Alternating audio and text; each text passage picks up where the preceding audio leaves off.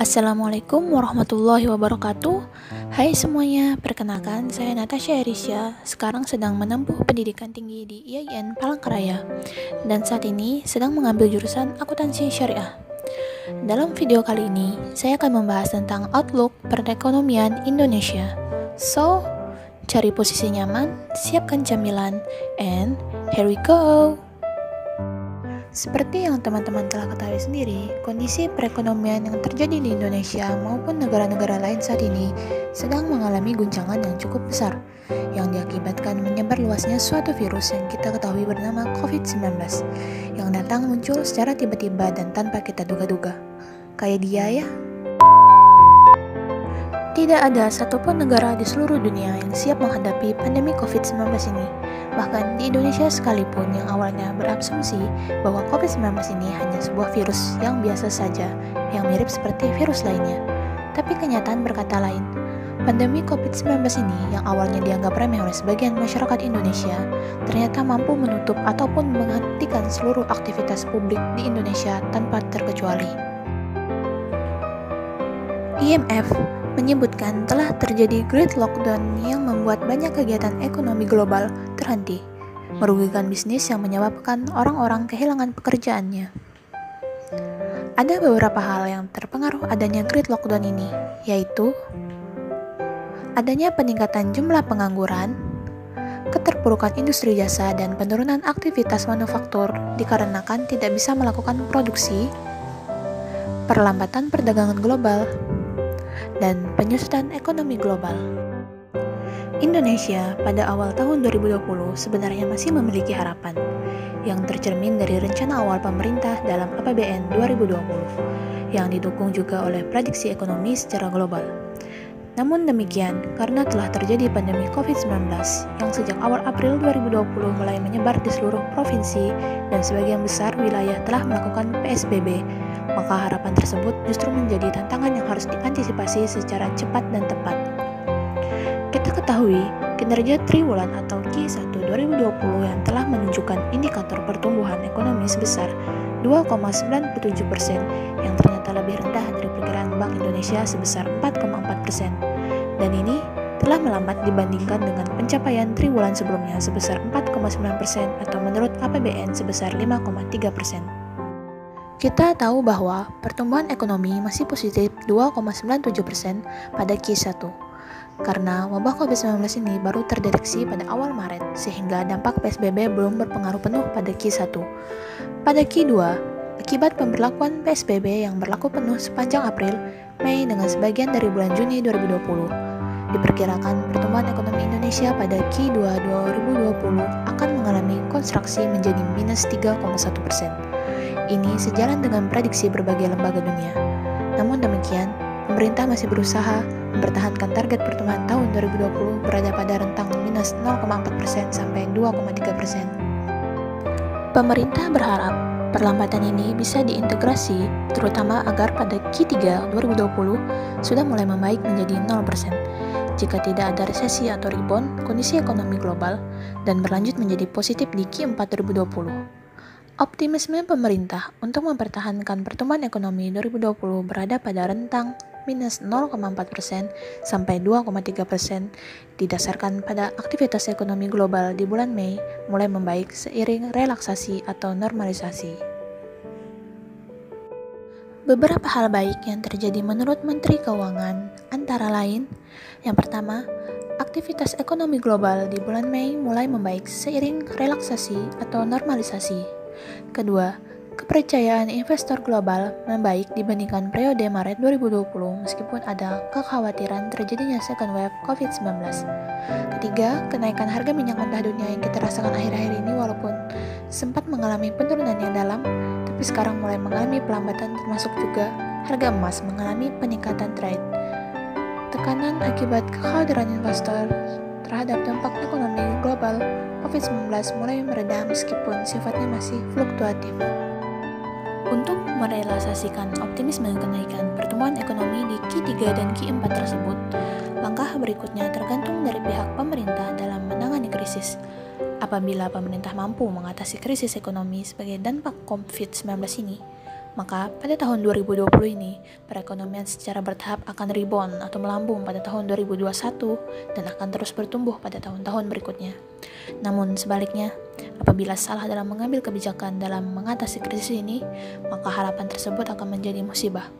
Mengingat Indonesia sudah masuk pada era di mana usia produktif yaitu 15-64 tahun itu lebih banyak daripada non-produktif, yaitu bonus demografi pada tahun 2030-2040. Dampak kasus penanganan krisis yang pernah dilakukan oleh pemerintah antara lain krisis tahun 1998, di mana krisis ini dimulai di beberapa negara ASEAN yang akhirnya berdampak ke Indonesia, yang pada saat itu semua pejabat mengatakan fundamental ekonomi kuat dan sebagainya. Tapi nyatanya Indonesia terdampak jauh lebih dalam dibandingkan negara-negara lain yang awalnya sudah mengalami krisis pada saat itu.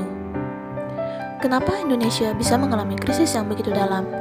Dikarenakan besarnya hutang luar negeri yang telah jatuh tempo dan yang paling besar berpengaruh pada krisis kepercayaan kepada pemerintah yang berdampak menjadi multidimensi krisis dan berakhir dengan krisis politik.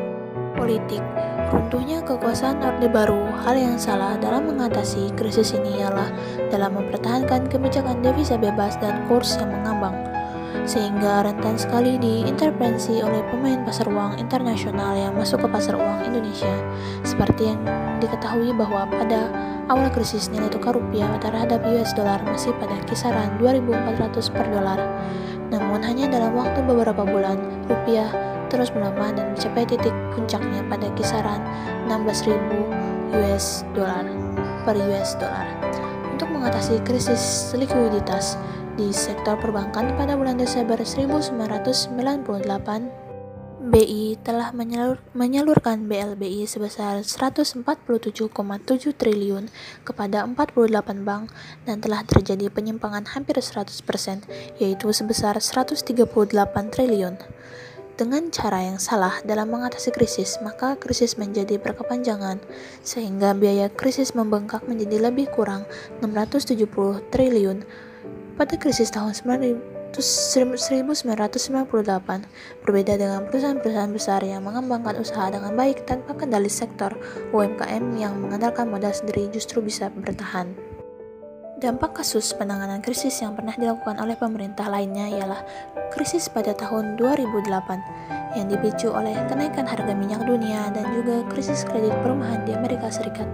Kemudian terjadi penurunan nilai tukar rupiah di beberapa negara, sehingga bagi Indonesia beban APBN menjadi sangat berat karena menanggung subsidi BBM dan listrik yang mencapai hampir 500 triliun atau hampir sepertiga dari APBN.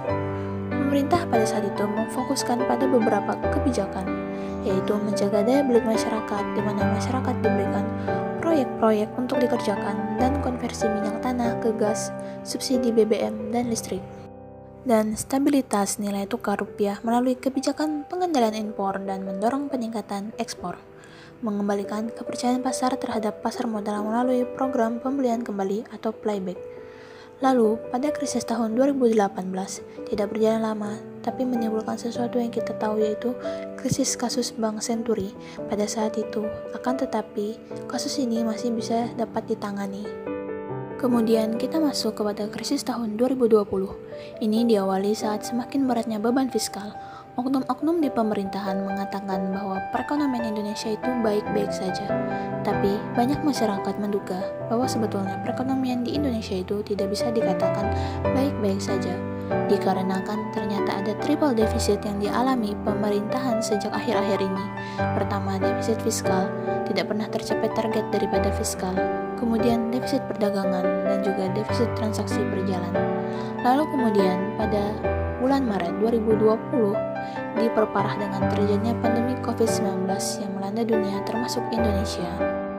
Krisis yang terjadi di tahun 2020 ini tentu berbeda dengan yang terjadi di tahun 1998 dan 2008. Pada krisis tahun 2020 ini, hampir semua sektor terkena dampak dari COVID-19 ini, tidak terkecuali termasuk UMKM, khususnya yang masih bersifat konvensional. Dampak daripada semua itu, tingkat pengangguran meningkat cukup tajam, hampir 2 kali lipat, yang sebelumnya 2,9 juta menjadi 5,3 juta pengangguran. Jumlah orang miskin juga hampir 3 kali lipat dari 1,9 juta menjadi 4,9 juta orang. Menghadapi krisis 2020 ini, negara sudah menyiapkan anggaran sebesar 609,2 triliun yang akan dialokasikan untuk bidang kesehatan, perlindungan sosial, UMKM, dan sektor kementerian lembaga, dan juga dialokasikan untuk pemerintah daerah. Namun, perlu kita sadari juga, apapun kebijakan pemerintah, baik buruknya, serta pro kontranya, dan bermacam-macam argumentasi serta sudut pandang, apapun langkah pemerintah ini akan menghasilkan hasil yang terbaik bagi kepentingan rakyat. Namun, kebijakan ini tergantung juga apakah akan terjadi gelombang kedua dari pandemi COVID-19 ini. Krisis 2020 ini dapat dilalui dengan baik tergantung beberapa hal yang dapat tertangani, antara lain seberapa lama pandemi COVID-19 ini dapat terselesaikan dan juga seberapa banyak korban-korban yang terkena dampak COVID-19 ini. Lalu seberapa efektif pemerintah mengatasi permasalahan COVID-19 ini dan seberapa efektif pemerintah mengatasi dampak dari COVID-19 ini dalam bidang ekonomi, khususnya menyelamatkan UMKM yang jumlahnya jutaan yang ikut terdampak pandemi ini. Lalu, seberapa jauh keberanian pemerintah untuk mengambil kebijakan dalam menunda proyek-proyek jangka panjang dan lain-lain, agar dapat mengurangi beban fiskal dan juga dapat mengurangi defisit yang sedang berlangsung. Masyarakat sangat berharap kepada pemerintah agar tidak mengulangi kebijakan yang sama yang telah gagal diterapkan pada tahun-tahun lalu, yang hanya menguntungkan kelompoknya dan menguntungkan orang-orang tertentu, akan tetapi merugikan seluruh rakyatnya. Sekian tadi pemaparan saya mengenai outlook ekonomi Indonesia. Maaf sebelumnya apabila ada salah dari materi ataupun salah dalam perkataan saya tadi, mohon dimaklumi. Lalu saya pamit undur diri. Wassalamualaikum warahmatullahi wabarakatuh. Bye-bye.